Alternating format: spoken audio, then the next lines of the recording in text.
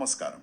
ఈరోజు మనం చర్చిస్తున్న విషయం లక్షలాది మంది ఉద్యోగుల జీవితాలను నేరుగా ప్రభావితం చేసేది. ఖచ్చితంగా మన ముందున్న ఒక ఆర్టికల్ హెడ్లైన్ చూస్తేనే షాక్ తగులుతుంది. ఒక పెద్ద ద్రోహం. అవును. ఒక ప్రభుత్వ పెన్షన్ పథకాన్ని, అంటే ఎంప్లాయీస్ పెన్షన్ స్కీమ్ 1995 లేదా ఈపీఎస్ 95ను ఒక రచయిత ఇంత పెద్ద మాటతో విమర్శించడానికి కారణమేంటి? అసలు కథ ఏంటో కొంచెం లోతుగా చూద్దాం. అవును, ఆ హెడ్లైన్ వెనుక చాలా బలమైన ఆరోపణలు, లెక్కలున్నాయి.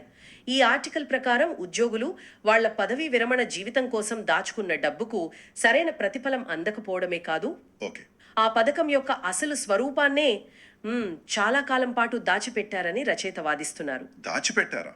అవును. ఈరోజు మనం ఈ ఆరోపణల వెనుకున్న వివరాలను, సాక్ష్యాలను ఒక్కొక్కటిగా విడదీసి చూద్దాం. సరే, ఈ ద్రోహం అనే మాట దగ్గరికి వచ్చే ముందు అసలు ఈ గొడవంతా లేనప్పుడు పరిస్థితి ఎలా ఉండేదో చూద్దాం. మంచి ఆలోచన. అంటే 1995లో ఈ ఈపీఎస్ పథకం రాకముందు ముఖ్యంగా ప్రభుత్వ రంగ సంస్థల ఉద్యోగులకు పెన్షన్ లేదా రిటైర్మెంట్ డబ్బులు ఎలా వచ్చేవి? అప్పుడు చాలా సరళమైన, స్పష్టమైన విధానం ఉండేది. అలాగా? అవును. దాన్ని కంట్రిబ్యూటరీ ప్రావిడెంట్ ఫండ్ అంటే సిపిఎఫ్ అనేవాళ్ళు. పేర్లోనే ఉన్నట్టు ఉద్యోగి తన జీతం నుంచి కొంత వాటా జమ చేస్తే యజమాని కూడా అంతే మొత్తంలో వాటాను ఉద్యోగి ఖాతాలో జమ చేసేవారు. ఇక్కడ ముఖ్యమైన విషయం ఏంటంటే ఈ రెండు వాటాలు నేరుగా ఉద్యోగి యొక్క వ్యక్తిగత ప్రావిడెంట్ ఫండ్ ఖాతాలో జమ అయ్యేవి. అంటే నా డబ్బు, నా యజమాని నా కోసం వేసిన డబ్బు రెండు? అవును, రెండు మీ పేరు మీదే ఉన్న ఒకే అకౌంట్లో ఉండేవన్నమాట. చాలా సింపుల్ గా ఉంది కదా? ఖచ్చితంగా. అది పూర్తిగా ఉద్యోగి సొంత ఆస్తి లాంటిది. రిటైర్ అయ్యే రోజు అప్పటి వరకు ఉద్యోగి జమ చేసిన మొత్తం, యజమాని జమ చేసిన మొత్తం, ఇంకా ఇన్ని సంవత్సరాలలో ఆ డబ్బుమై వచ్చిన వడ్డీ అన్నీ కలిపి ఒకేసారి ఉద్యోగి చేతికి చేసేవాళ్ళు. అంటే ఎలాంటి దాపరికాలు, సంక్లిష్టమైన లెక్కలు లేవు? ఏమీ లేవు. మన డబ్బు మనకే వస్తుంది, అంతే. పాత విధానం అంత స్పష్టంగా, సరళంగా ఉన్నప్పుడు మరి 1995లో ఈ కొత్త ఈపీఎస్ పథకాన్ని ఎందుకు తీసుకురావాల్సి వచ్చింది? పాత దాంట్లో సమస్య ఏంటి? ఇక్కడే అసలు కథ మొదలవుతోంది. ప్రభుత్వం యొక్క ఉద్దేశ్యం బహుశా మంచిదే కావచ్చు. అంటే రిటైర్మెంట్ తర్వాత ఒకేసారి పెద్ద మొత్తం ఇచ్చే బదులు ఉద్యోగులకు ప్రతి నెల పెన్షన్ రూపంలో ఒక స్థిరమైన ఆదాయం కల్పించాలనేది ఆలోచన. ఆలోచన అయితే బాగుంది. అవును. దానికోసం పాత సిపిఎఫ్ విధానాన్ని మార్చారు. కొత్త ఈపీఎస్ 95 పథకం ప్రకారం యజమాని జమ చేసే వాటాలో కొంత భాగాన్ని అప్పటి జీతపు గరిష్ట పరిమితి ప్రకారం 8.33%, ఓకే, దాన్ని తీసి ఒక కొత్త సామూహిక పెన్షన్ ఫండ్లోకి మళ్లించడం మొదలుపెట్టారు. ఒక్క నిమిషం, సామూహిక ఫండ్ అన్నారు అంటే నా యజమాని నా కోసం కట్టిన డబ్బు ఇక నా వ్యక్తిగత ఖాతాలోకి వెళ్ళడం లేదా? అందరి డబ్బు ఒకే పెద్ద కుండలోకి వెళుతోందా? సరిగ్గా అదే జరిగింది. ఆ డబ్బు మీద ఉద్యోగికి వ్యక్తిగత హక్కు పోయింది. అయ్యో. అది ఈపీపీఓ అంటే ఉద్యోగుల భవిష్య నిధి సంస్థ ఆధ్వర్యంలో ఉన్న ఒక కామన్ పూల్లోకి వెళ్లడం మొదలైంది. ఈ మార్పు వల్లే ఈ రోజు మనం చర్చించుకుంటున్న సమస్యలన్నీ పుట్టుకొచ్చాయి. ఓకే, ఇప్పుడు ఈ ఆర్టికల్లో ఉన్న అసలు విషయానికి వద్దాం. రచయిత తన వాదనను నిరూపించడానికి కొన్ని నిర్దిష్టమైన లెక్కలు చూపించారు. అవును, చాలా స్పష్టమైన లెక్కలు. ఆ లెక్కలు వింటేనే మనకు విషయం అర్థమవుతుంది. ఆ గణాంకాల గురించి కొంచెం వివరంగా చెప్పండి. తప్పకుండా. రచయిత చాలా స్పష్టమైన లెక్కను మన ముందుంచారు. ఒక ఉద్యోగి ఉదాహరణ తీసుకున్నారు. సరే. ఆ వ్యక్తి పథకం మొదలైన నవంబర్ 1995 నుండి రాబోయే ఫిబ్రవరి 2025 వరకు, అంటే దాదాపు 29 సంవత్సరాల 3 నెలల పాటు యజమాని వాటా నుండి ఈపీఎస్ పథకంలోకి డబ్బు జమ చేశారని అనుకుందాం. ఓకే, దాదాపు 30 ఏళ్ళు. అవును. ఈపీఎఫ్ఓ ప్రతి సంవత్సరం ప్రకటించే వడ్డీ రేట్లతో కలిపి ఆ ఉద్యోగి జమ చేసిన మొత్తం 8,95,536 రూపాయలు అవుతుందని ఆర్టికల్ లెక్కగట్టింది. వావ్, దాదాపు 9 లక్షల రూపాయలు జీవితాంతం కష్టపడి సంపాదించిన డబ్బులోంచి ఇంత మొత్తం పెన్షన్ ఫండ్కి వెళ్ళింది. నిజమే. మరి అంత మొత్తం జమ చేసినందుకు అతనికి ప్రతి నెలా వచ్చే పెన్షన్ ఎంత? ఇక్కడే అసలు షాక్ ఉంది. చెప్పండి. అంత మొత్తం జమ చేసినా ఆ ఉద్యోగికొచ్చే నెలవారీ పెన్షన్ కేవలం 4,180 రూపాయలు మాత్రమేనని ఆ ఉదాహరణ చెబుతోంది. ఏంటి, 9 లక్షలు జమ చేస్తే నెలకు కేవలం 4,180 రూపాయలా? అవును. ఇది చాలా అన్యాయంగా అనిపిస్తోంది. ఏదైనా చిన్న బ్యాంకులో ఫిక్స్డ్ డిపాజిట్ చేసినా ఇంతకంటే ఎక్కువ వడ్డీ వస్తుంది కదా. కరెక్ట్. ఈ లెక్కను రచయిత ఎలా విశ్లేషించారు? ఈ తేడా ఎందుకు వస్తోంది? మీరన్నది నిజం. రచయిత విశ్లేషణ కూడా సరిగ్గా అదే పాయింట్ మీద నడుస్తోంది. అంటే ఈపీఎఫ్ఓ తన దగ్గర ఉన్న 1,000 కోట్ల రూపాయల ఈపీఎస్ నిధులను ప్రభుత్వ బాండ్లు, ఇతర దీర్ఘకాలిక పెట్టుబడులలో పెడుతోందని, వాటిపై సగటున కనీసం 8% వార్షిక వడ్డీ సంపాదిస్తోందని ఈ పత్రం పేర్కొంది. సరే, 8%. ఆ లెక్కన ఉద్యోగి జమ చేసిన 8,95,536 రూపాయల మొత్తంపై వచ్చే నెలవారీ వడ్డీనే, అంటే కేవలం ఆ వడ్డీ మాత్రమే 7,164 రూపాయలు అవుతుంది. ఒక్క నిమిషం ఆగండి. మీరంటున్న లెక్క ప్రకారం ఆ 9 లక్షల అసల్ని పక్కన పెట్టినా కేవలం దానిపై వచ్చే వడ్డీనే నెలకు 7,164 రూపాయలు. అవును. కానీ వాళ్ళు ఇస్తున్న పెన్షన్ 4,180 రూపాయలు మాత్రమే. అంటే మన డబ్బుపై వచ్చే వడ్డీలో కూడా దాదాపు 42% కోత పెట్టి మిగిలిందే మనకిస్తున్నారా? కరెక్ట్. ఇది నమ్మశక్యంగా లేదు. మరి ఆ అసలు 9 లక్షలు, మిగిలిన వడ్డీ అవన్నీ ఎక్కడికి పోతున్నాయి? కరెక్ట్. ఇదే ఈ ఆర్టికల్లోని కీలకమైన ప్రశ్న. ఆ మిగిలిన వడ్డీ ఇంకా ఆ 9 లక్షల అసలు మొత్తం ఎక్కడికి పోతోందని రచయిత ప్రశ్నిస్తున్నారు. నిజమే కదా. పాత సిపిఎఫ్ పథకం ఉండి ఉంటే రిటైర్మెంట్ రోజున ఆ ఉద్యోగికి ఆ 9 లక్షల రూపాయల పూర్తి మొత్తం చేతికి అందేది. ఇప్పుడు ఆ మొత్తము లేదు, దానిపై వచ్చే పూర్తి వడ్డీ కూడా పెన్షన్గా రావట్లేదు. దీన్నే రచయిత ఆర్థికంగా జరుగుతున్న ఒక పెద్ద మోసంగా, ద్రోహంగా అభివర్ణిస్తున్నారు. మరి ఇంత దారుణంగా ఇంత తక్కువ పెన్షన్ ఇవ్వడానికి ఈపీఎఫ్ఓ వైపు నుండి వాళ్ళు చెప్పే కారణం ఏంటి? వాళ్ళ వర్షన్ ఏంటి? ఏదో ఒక సమర్థన ఉండే ఉంటుంది కదా. ఖచ్చితంగా ఉంది. ఈ ఆర్టికల్ ప్రకారం ఈపీఎఫ్ఓ సమర్థన ఏమిటంటే, ఇది కేవలం ఒక పొదుపు పథకం కాదు, ఇది ఒక బీమా నమూనా. బీమా నమూనానా? అవును.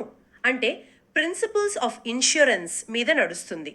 దీని అర్థం ఏంటంటే, ఉద్యోగి సర్వీస్లో ఉండగా దురదృష్టవశాత్తు చనిపోతే ఆమె కుటుంబానికి, అంటే జీవిత భాగస్వామికి మరియు 25 ఏళ్లలోపు వయసున్న 2 పిల్లలకు జీవితాంతం పెన్షన్ లభిస్తుంది. అంటే ఒక రకమైన సోషల్ సెక్యూరిటీ అన్నమాట. అవును. ఇది ఒక సామాజిక భద్రత కల్పించడం కోసం ఉద్దేశించబడింది. ఒక్క నిమిషం. సామాజిక భద్రత అనేది మంచి ఉద్దేశమే, ఎవరు కాదనరు. కానీ ప్రతి ఇన్సూరెన్స్ పాలసీకి ఒక ప్రీమియం ఉంటుంది కదా. ఉంటుంది. ఇక్కడ ప్రీమియం అనేది ఉద్యోగి పదవీ విరమణ నిధి నుంచి వాళ్ళకి తెలియకుండానే కట్ అవుతుందన్నమాట. దీని సామాజిక భద్రత అనాలా, లేక దాచిపెట్టిన ఖర్చు అనాలా? రచయిత వాదిస్తున్నది కూడా అదే.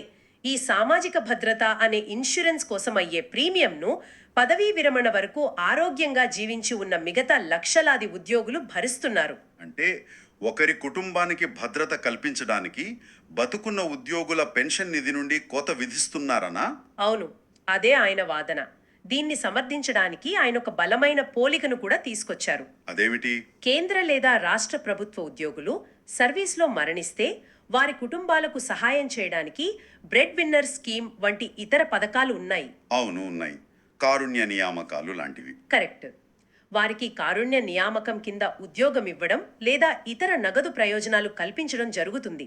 కానీ ఆ ప్రయోజనాల కోసం వారి పదవి విరమణ నిధి నుండి ఇలాంటి కోతలుండవని రచయిత స్పష్టం చేస్తున్నారు. ఓ, అది చాలా ముఖ్యమైన పాయింట్. ప్రభుత్వ రంగ సంస్థలో ఉద్యోగులు కూడా ప్రభుత్వ ఉద్యోగులతో సమానమైన వారైనప్పుడు ఈ సామాజిక భద్రతా భారాన్ని కేవలం వీరే ఎందుకు మోయాలని రచయిత సూటిగా ప్రశ్నిస్తున్నారు. ఇది వివక్ష కాదా అంటున్నారు. ఓకే, ప్రభుత్వ ఉద్యోగులకు వేరే పథకాలు ఉన్నప్పుడు ఈ భారాన్ని కేవలం వీళ్ల మీదే మోపడం వివక్షలాగే అనిపిస్తోంది.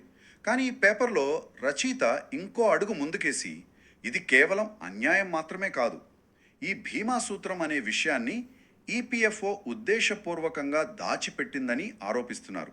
అవును, అది చాలా పెద్ద మాట.